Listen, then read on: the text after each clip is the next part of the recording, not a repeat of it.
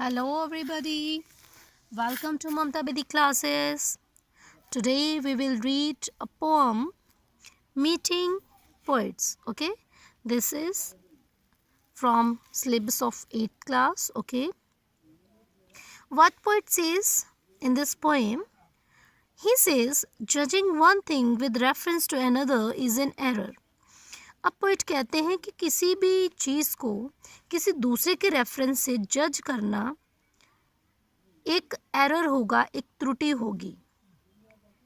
Mere appearance people should not mislead us about them, particularly poets. अब poet कहते हैं कि किसी की अपीयरेंस, किसी पर्सन की अपीयरेंस हमें मिसलीड कर सकती है, लेकिन हमें ऐसा करना नहीं चाहिए, है ना. किसी के अपीयरेंस को देखकर उसके बारे में कोई डिसीजन हमें नहीं लेना चाहिए, especially in the case of poets. Okay, they may look shabby or behave strange, but their poems may be great works of art. अब पोइट कहते हैं कि specially in the matter of poets, अगर poets की बात करें तो उनकी अपीयरेंस को देखकर उनके बारे में कोई भी हमें टिप्पणी या फिर आप बोल सकते हो कोई डिसीज़न नहीं लेना चाहिए, है ना. हो सकता है दे में भी लुक शैबी, अगर वो कुछ देखने में भद्दे लगते हों या फिर उनका जो बिहेवियर है वो थोड़ा स्ट्रेंज हो, बट देयर पोइम्स में भी ग्रेट वर्क ऑफ आर्ट. लेकिन अगर हम उनकी पोइम्स को पढ़ते हैं, अगर हम उनके कविताओं को पढ़ते हैं तो वो क्या है, एक ग्रेट वर्क ऑफ आर्ट होता है ना, जो हर किसी के लिए पॉसिबल नहीं होता. We cannot therefore assess them only by their poems.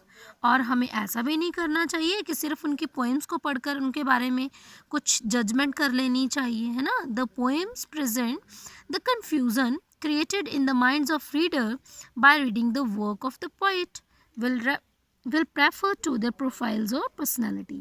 अब समटाइम क्या होता है, हम किसी पोइट की जो पोएम पढ़ते हैं तो उसके बारे में हम अपना माइंड जो है वो एक सेट कर लेते हैं कि हाँ ये कैसा पोइट है, ये कैसा इसने लिखा हुआ है, इसके माइंड में क्या चल रहा. हो सकता है वो एक्चुअल में ठीक हो, लेकिन उसकी जो पोएम है जो हमने पढ़ी है ना, तो उसमें कुछ डिफरेंट थॉट्स प्रेजेंट किए हों. इसलिए we have to check the personality as well as the work of a poet. Okay, then we will make any decision about the poets. Okay, so what poet says in this poem. Okay, we will read. This poem has only 2 stanzas. Okay, this is very little poem. In first stanza, poet is saying, meeting poets I am disconcerted sometimes by the colors of their socks, the suspicions of a wig, the wasp in the voice, and an air sometimes of dankness.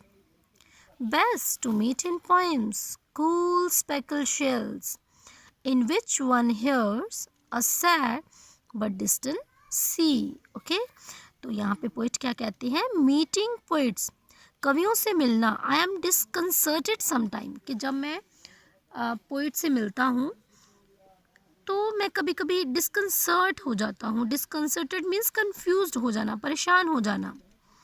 अब क्यों परेशान हो जाते हैं, by the colours of their socks, उनकी जुराबों के colours को देखकर.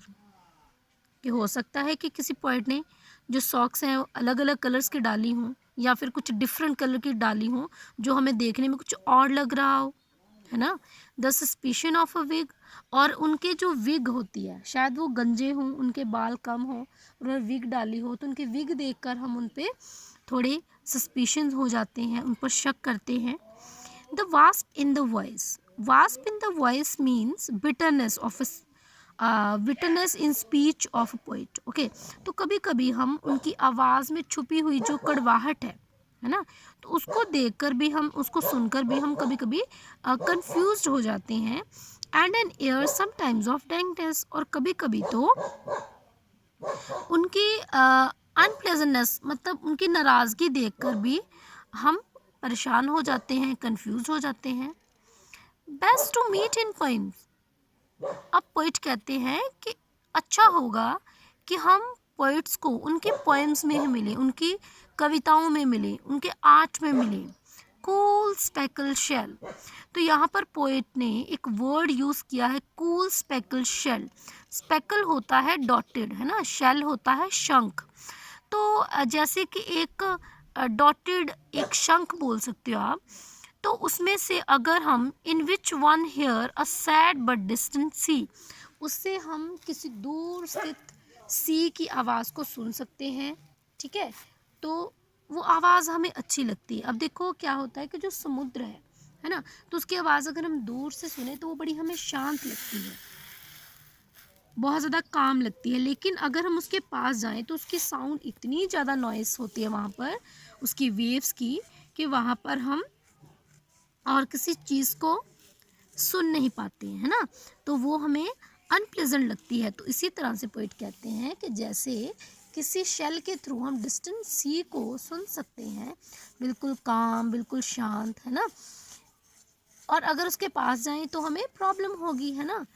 तो उसी तरह से हमें पोइट से मिलने की बजाय उनकी पोइम्स को पढ़ना चाहिए, उनके वर्क ऑफ आर्ट को पढ़ना चाहिए, और उनकी पोइम्स के थ्रू ही हमें उन्हें जानना चाहिए। ओके, तो ये छोटी सी पोइम थी, ज़्यादा कुछ डिफ़िकल्ट पोइम नहीं है।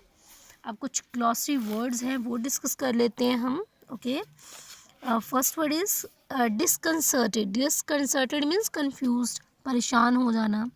विग, विग क्या होती है? Covering of artificial hair which bald person where, जो कि गंजे लोग डालते हैं ना अपने सर को ढकने के लिए, आर्टिफिशियल हेयर की विग जो होती है।